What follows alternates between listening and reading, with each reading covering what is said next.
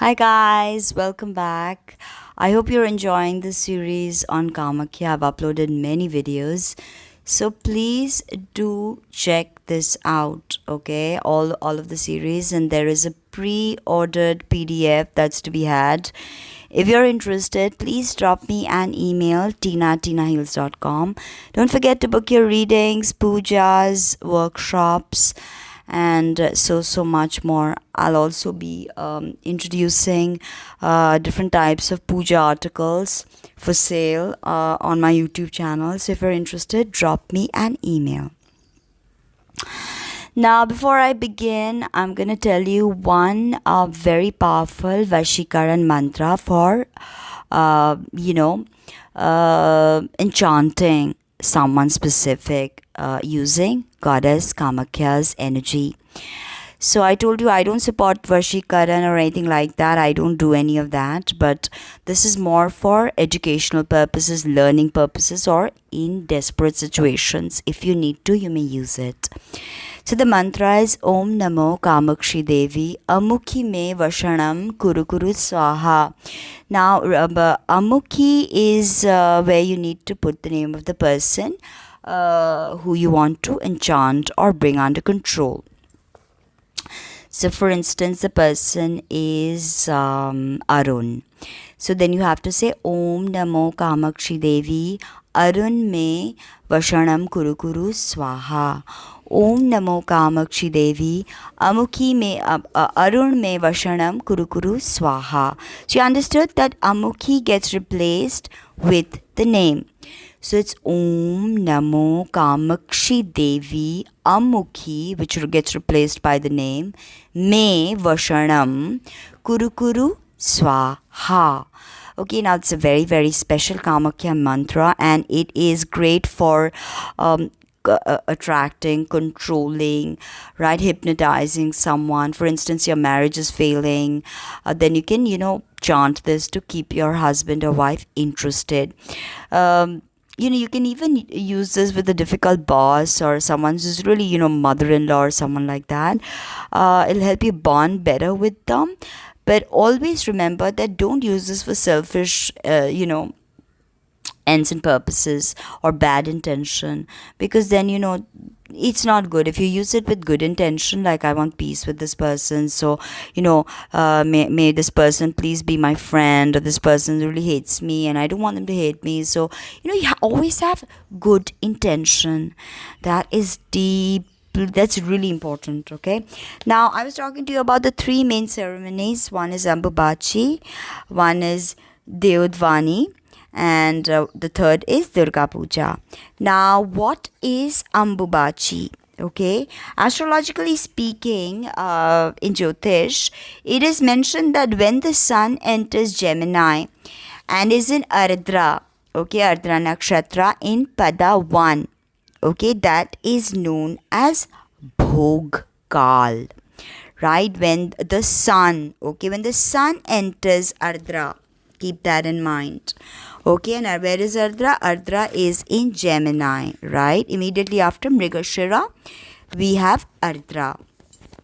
Range is 640 to 20 Gemini, right? So, and interestingly, the symbol is a human head or a teardrop. So, in Jyotish text, it's mentioned that when sun enters Gemini and is in Ardra, ruled by Rudra in Pada 1, this time is known as Bhogkaal for the sun. Okay, and this happens after Jyoshta Sankranti. And this is when Ambubachi happens. Okay, this is when Ambubachi happens, when sun is Pada 1 of Ardra. And it is there for 3 days and 20 dandas, danda, not danda is a stake, but danda. Okay, it's a danda, 24 minutes is one danda. Now, not during these 3 days, right, Brahmins will not study the Vedas, farmers will not sow any seeds, and it is prohibited, okay, to do all of this. And Tantrics believe that Devi Prithvi is but a symbol of Mata Kamakhya and Mula Prakriti, and it is these 3 days and 20 khandas that this stone bleeds. and the adjacent side of Narmada turns red. In the beginning, it is covered, right? It is covered with white cloth, the yoni peat, which turns red. And then on the final day, once the Garva Griha opens, yoni peat is adorned with red silk. Right, so it's very sacred actually to keep the silk with you. And during Durga Puja, no murti of Devi is made or established, and this is according to Kamakhya tradition, Nirakar or formless form of the deity. Now, during Vasanti Puja or Bashanti Puja, 4 days of Kumari Puja is performed, and this is a huge tourist attraction, right? I told you how in my Parampara of Gyanganj, it's very, very important to do Kumari Puja. Okay, because we believe, not only we, all tantrics believe, that Kumari is the epitome of Brahma Shakti. So, during Bashanti Puja, these 4 days, Kumari Puja is performed. And Kumari Puja is when little girls are considered to be a symbol of Brahma Shakti, and they are worshipped. They are given shringar, they are given all these kinds of things, gifts and, padukam pujam, and they are offered food and all of that. And this is known as Kumari Puja. Now, Kumari Puja is a big tradition with many tantrics, especially in my tradition. Kumari Puja is very, very important, and it's a huge form of Durga. It's a huge part of Durga Puja. And usually after 10, a girl is not worshipped, right? And and the separate ways, separate names for the Kumaris a year old, which I'll get into in the next video. But just know this, that when we do Kumari Puja, we don't usually look for race, religion or caste in Kamakhya when we choose a Kumari for the puja. Okay, anybody who's a Kumari 1 to 10 can be worshipped, and even if she is from the prostitute community, okay, if she is from a sex worker community. However, a lot of people only like to choose a Brahmin girl, and usually girl is from 1 to 10. Many do 1 to 16, but we don't. And so that's another thing which I'll discuss, 1 to 10 and 1 to 16.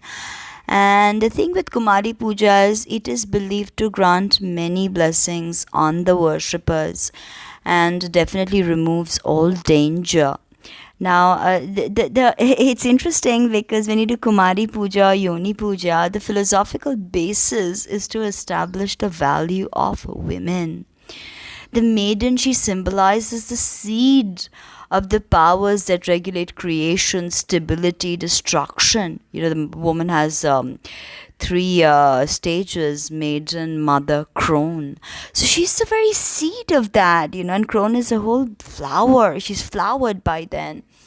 So it's very important that this symbol of womanhood and nature that's worshipped, it's basically almost also worshipping nature. They're very, Kumaris are very open. They're like very natural.